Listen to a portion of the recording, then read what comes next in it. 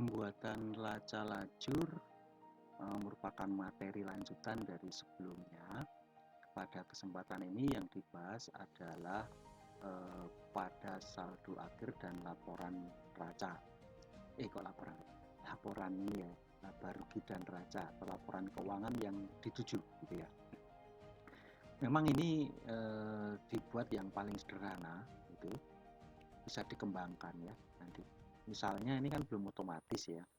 Jadi kita harus tahu dulu gitu ya, kalau Anda di laporan keuangan itu kalau penjualan itu masuk di neraca atau di laba rugi. Ya, ini di laba rugi, betul. Nah, ini merupakan poin Anda ya. Berarti Anda juga harus belajar untuk penyusunan neraca lajur. Kalau Anda belum kuat atau belum paham neraca lajur, harus dibuka di akuntansi keuangannya ya, cara menyusun. Jadi ngepeknya di akuntansi keuangan gitu ya. Mempelajarinya dari akuntansi keuangan. Ini kalau saldo itu kas itu masuk mana gitu ya, saldo kas itu masuk di laba rugi ya, bukan kan ya, dia di neraca gitu. Ini masih sederhana ya, jadi kalau mau ditambahi kemampuan Anda ini bisa diinsert langsung ditentukan. Kalau ini masuk apa ya, boleh juga ditambah di sini, ini masuk apa ya, pos laporan itu laba rugi dan neraca. Kalau N neraca, L laba rugi atau arus kas ya, nanti ditambahi jadi ini laporan yang apa, arus kas yang mana, karena arus kas kan ada operasi, ada investasi gitu ya, ada operasional gitu ya misalnya. Nah itu dibedakan ya, kalau ini belum ada arus kasnya. Oke, kita ke apa tadi, saldo akhir dulu ya. Saldo akhir ini mengambil dari saldo awal ditambah atau dikurangi mutasi ya. Ini bukan teknik saya ya, betul, mungkin dipelajari di akuntansi keuangan ya gitu.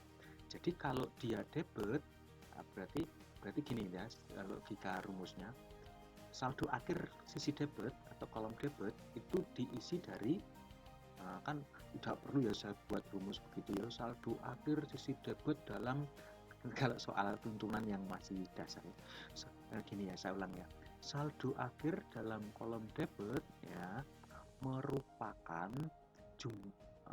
jumlah saldo awal debit, ini nggak ada ya ya mestinya kalau mau normal ya sudah di minus, itu minus kredit ya, ditambah mutasi debit dikurangi mutasi debit kredit. Nah itu ketemunya itu. Nah kalau kita klik, nah itu kalau itu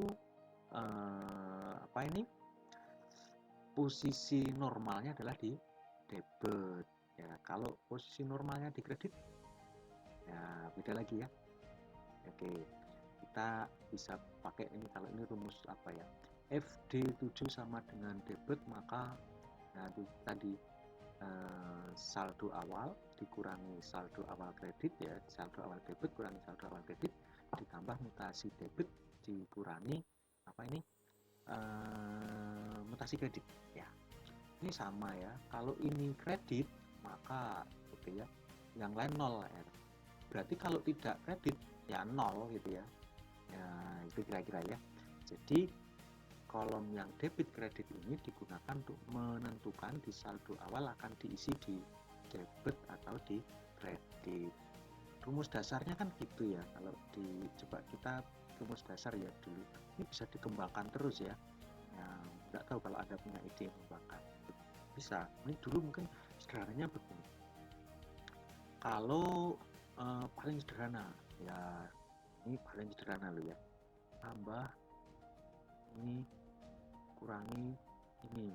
Nah kesalahannya di sini apa, karena dia hanya melihat yang ada angkanya loh, begitu di copy ke bawah ternyata ini ada angka, ini di sini ada gitu.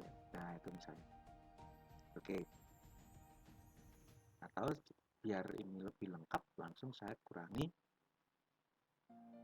ya, ini sama gitu ya, 41 100. Nah, tadi jumlahnya sama kan? Ya. Terus itu saya pakai cek gitu ya. Karena nanti di sisi kredit kan mirip tapi berbeda ya dibalik. If sudah ada sama dengan ya. If normal atau kolom normal itu maaf ya jatuh ya. Apa ini mic-nya jatuh ya. Mak Brudak itu tidak ya, tak lanjutkan ya, masuk dihapus ya. Oke, saya benahi sebentar.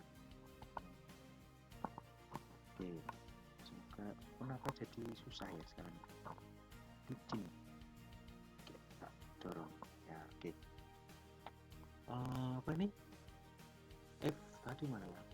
F mau pakai sama dengan atau yang tidak sama dengan ya, mending sama dengan ya. Sama dengan dipetik karena itu besar ya. Debit maka ya ini jumlahnya udah betul ya. Yang lain selain debit itu diisi 0. Hasilnya sama kan ya. Nah kalau yang di kredit beda kebalikannya. Jika ini kredit malah kredit dikurangi debit ya kan gitu ya. Kalau rumus Anda kebalik ya oke, saya yang paling dasar dulu ya. Jadi kredit saldo awal kredit dikurangi saldo awal debit ya. Atau kalau mau debit dulu kan berarti minus ya, dikurung cuma pembeda aja ya, ditambah yang kredit dulu berarti yang mutasi kredit dikurangi mutasi debit ya. Loh kok rumusnya ini kan kas?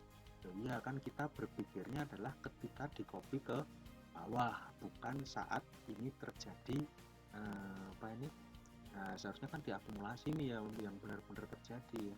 Ya, tapi ini kan rumus berlaku umum baik debit ya baik yang di sini normalnya debit maupun kredit ya. Ini oke, yang terdulu. Ya kan? Ada rumusnya minus 40.100.000. Loh, salahnya di mana kok ada minus? Ya karena ini debit ya. Debit kok diisi di kredit ya, cetok minus itu. Maka yang akan kita lakukan adalah tadi ditambahi if rumus ini berlaku atau pengisian kolom kredit ini berlaku ketika apa ini normal itu sama dengan kolom normal itu berisi karakter kredit ya, yang lain 0. Iya temuan kalau di copy saya bawa aja ya, copy-nya pakai biar saya bisa ngopi ini rumusnya saja, saya paste rumus itu yang ini.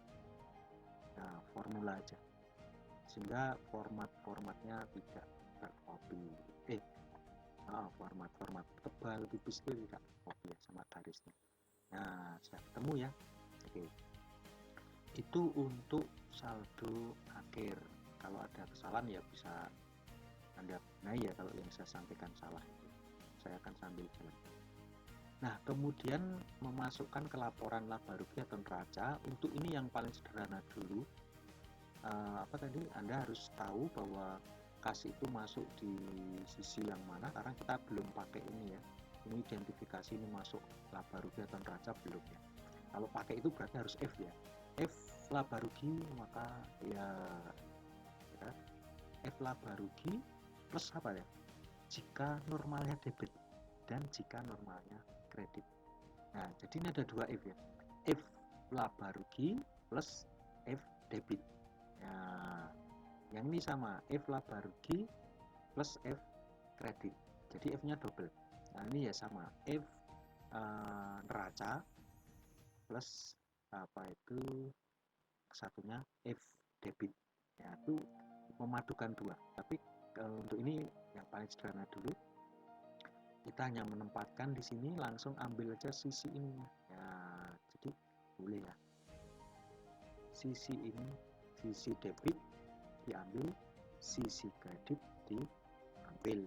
Ya udah, rumusnya begitu aja ya sementara ya, tapi bisa dikembangkan loh ya, yang apa ini, yang Anda sudah mahir langsung ya boleh ya, di-insert di sini boleh, atau kalau di rekening itu tentu akan berdampak pada rumus ya.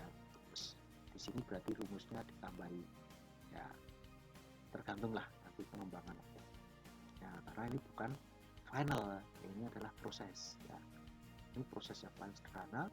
Kalau yang sudah mampu silahkan pakai proses yang lebih daripada yang saya lakukan ini ya. Oke, ini kenapa ada angka ya? Oh, ini dihapus saja ya.